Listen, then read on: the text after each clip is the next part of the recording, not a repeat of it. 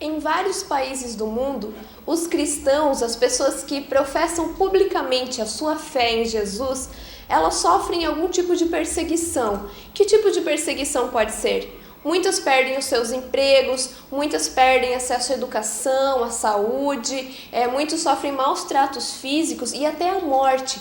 Muitos pastores foram mortos já e deixaram esposas, filhos pequenos desamparados. E existe um ministério chamado Ministério Portas Abertas, que Deus colocou no coração de um homem, de um holandês. E esse ministério, ele fortalece essas pessoas, ele ajuda elas nas suas necessidades financeiras, ele ajuda nas necessidades emocionais, anunciando as dificuldades desses cristãos para o mundo inteiro e levando esses cristãos, os outros cristãos, que não sofrem perseguição, a escreverem cartas, a darem apoio. É um ministério muito lindo. E esteve aqui em Joinville um correspondente desse ministério, que é o Arthur Botelho. Nós entrevistamos ele, nós vamos conhecer a história de vida dele. Ele foi liberto de drogas, de alcoolismo e, além disso, Deus, depois de transformar a vida dele, chamou ele para trabalhar nesse ministério. Então, agora é com vocês, Arthur Botelho. Pois é, Arthur, mas antes do Arthur Botelho estar aí na missão Portas Abertas, que a gente vai conhecer um pouco mais para frente, só tinha o Arthur Botelho.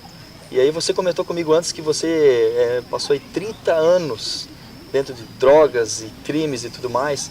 Me conta um pouco com relação a esse fato. Sim, foram 30 anos vivendo nas drogas. Iniciei nas drogas com 13 anos de idade. 13 anos? 13 até anos, os 43 então? Até os 43, permaneci ali. Nossa, mas com 13 anos, Tão Sim. cedo, mas por que tão cedo assim? O meu pai, uma pessoa muito bacana, eu sempre gostei muito dele. Mas ele bebia muito, tomava muita cerveja, gostava de ficar nos barzinhos. E ele me levava para os barzinhos quando tinha 11 anos de idade, 12 anos, 13. Então eu comecei a tomar cerveja junto com ele. Ele aprovava. E mesmo com a minha mãe contradizendo, não aceitando, ele me levava assim mesmo. Nossa, você chegou a morar nas ruas e... Cheguei a morar nas ruas. Bom, aí tem um processo, são 30 anos, Eu me casei, bem novo, tive 2 filhos desse casamento e, na verdade, esse casamento durou apenas 8 anos. Eu fui parar na rua por quê?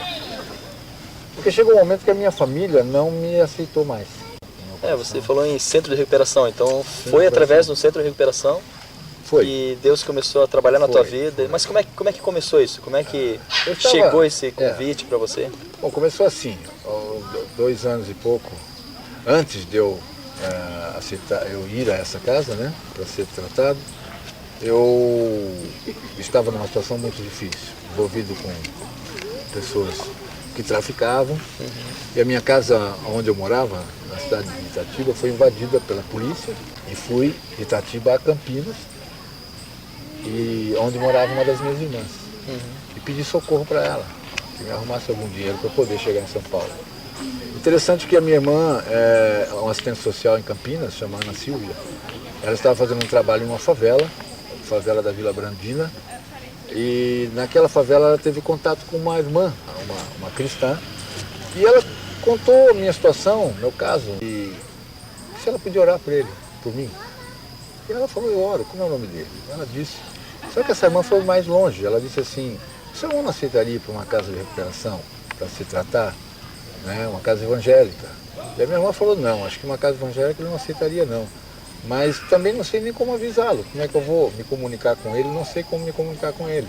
Mas a irmã falou, mas eu vou orar assim mesmo. Então tá bom. Naquele dia, naquela semana ali, eu estava fugindo de lá e de repente eu bato na casa dessa minha irmã. Quando ela me viu, ela ficou surpresa. Porque ela falou, há muito tempo que ela não tinha te visto, e foi tudo recente. Ela acabou de vir da favela naqueles dias e de repente eu apareço na casa dela. E ela tinha pedido para a irmã orar. E essa minha irmã então me fez o convite. Eu não aceitei. Eu fui para São Paulo e procurei uma outra irmã minha que mora em São Paulo, e lá eu fiquei 9 meses no budismo tibetano, porque essa minha irmã era budista na época. Sim. Então eu fiquei com ela tentando me tratar lá, mas não consegui também.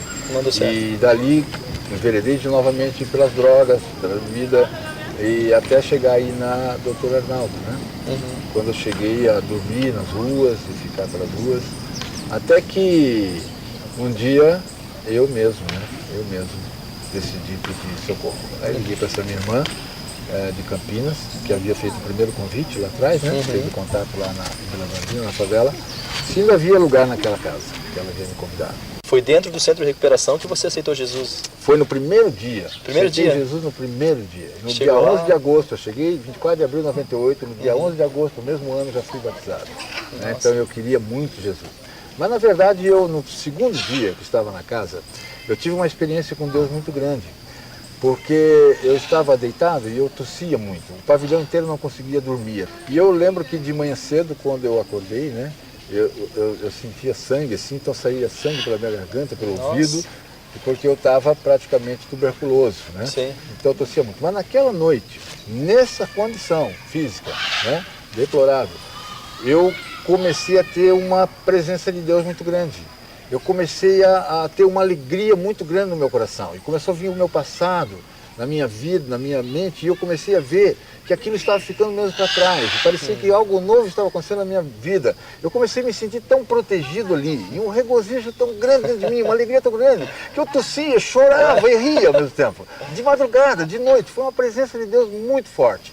E eu fiquei vários anos ali na casa, não, vários meses ali na casa, até completar um ano. Aí eu estava 20 dias antes de encerrar o meu plano, fazer um ano. Estava num momento de louvor e adoração. E de repente veio uma coisa também forte, né? Dizendo para mim assim, né? Você escolhe o caminho mais difícil. O caminho mais difícil é permanecer aqui. E Deus me deixou no meu coração essa mensagem. Falou, escolhe o caminho mais difícil. E eu escolhi. Então permaneci na casa. Bom, e Deus abriu alguma outra porta com relação a seminário, ou desejo que você tinha, tudo mais, porque você não foi nem para casa da sua família e nem foi para aquele seminário, né? Mas e o que aconteceu? É 1 ano e 6 meses, né? Os 6 meses após ter vencido o plano de tratamento, que era de 1 ano, eu permaneci na casa de recuperação. Mas na cidade de Penápolis havia e há ainda até hoje um seminário teológico da Igreja Luz para as Nações. Eu então passei a estudar ali. Arthur, e a sua família? Como é que eles se viam nesse momento? Né? Você tinha passado pelo centro de recuperação, estava aí no seminário, né? E como é que eles se viam nesse momento? Deus começou a restituir, né, a minha família de volta, ou seja, a comunhão com a minha família, o respeito da minha família, né, o carinho da minha família. Eles me pediam para orar, eles pediam que eu fosse visitá-los. Depois disso, eu concluí o seminário e eu me mudei para Araçatuba. Mas aconteceu algo interessante em Araçatuba, que eu não contava com isso. Eu nem esperava isso, nem tinha pretensões para isso. Eu queria viver para Jesus. Não tinha nem intenção de me casar. E eu estando morando ali, eu conheci lá uma jovem. Eu comecei a fazer um trabalho, né, para que as pessoas conhecessem esse ministério, escrevessem cartas e tudo. E ali conheci uma jovem. E conversando com ela, em cartas, a gente sentiu que foi atraído um pelo outro. E eu então senti um desejo de me casar com ela. Decidimos nos casar. Interessante, irmão, que no dia 24 de abril de 2004, eu estava me casando com ela. No dia 26, nós estávamos andando na praia, à tarde, mês de abril, não tinha ninguém na praia, fora de temporada. Uma tarde gostosa, eu e minha esposa descalços, ali na areia, de bermuda, né? A tardezinha, olhando aquele mar verdinho, né? Aquele céu azul, mata como essa aqui do lado, né? Uma alegria muito grande no coração, né? O segundo dia do casado, né? Muito feliz. Eu olhei para ela e falei, Marli, há 6 anos e 2 dias atrás, eu estava dormindo numa calçada em São Paulo, sem esperança de nada, achando que ia morrer. 6 anos e 2 dias depois, Olha o que Deus me pode trouxe fazer, né? aqui e eu estou com você agora. Pois é, então falando em portas abertas, né, agora que você entrou nesse ministério, o que é portas abertas, né? Onde se iniciou, quem é que lidera isso, como é que acontece isso no Brasil? Interessante, né? A Portas Abertas, ela já existe há 57 anos no mundo, né? Ela no Brasil está há 34 anos. Ela começou na vida de um homem simples. Ele chama-se Anne Vanderbilt. Na verdade, ele é conhecido como Irmão André, ninguém conhece ele pelo nome verdadeiro dele. E ele, ao fazer um seminário teológico, ou melhor dizendo, um seminário de missões, sobre missões, né? Ele sentiu um chamado de ir para esses países, ver como viviam lá as pessoas. Na verdade, esse chamado foi um pouco diferente. Ele, ao sair desse seminário que ele estava interno, onde ele ficou 2 anos estudando sobre missões, ele, quando foi buscar a mala dele, ele observou uma revista que estava lá no chão do porão. Lá. Abriu a revista e tinha um convite lá dentro da revista para esse festival que estava ali na capa acontecendo. Era um festival da juventude comunista, porque nessa época o comunismo estava nascendo. Né? E ele foi de trem na Europa, né? Foi de trem da Holanda para Varsóvia, na Polônia. E lá ele viu mesmo aquele movimento tão grande de jovens entusiasmados com essa nova proposta, né, de vida. E no momento lá ele teve uma reflexão. Ele falou, mas a igreja, onde estão os meus irmãos? Onde estão os meus irmãos? E ele saiu na cidade à procura de uma igreja. E andou muito para encontrar, até que encontrou, com muita dificuldade. E ele percebeu ali uma carência muito grande daquela igreja de Bíblias.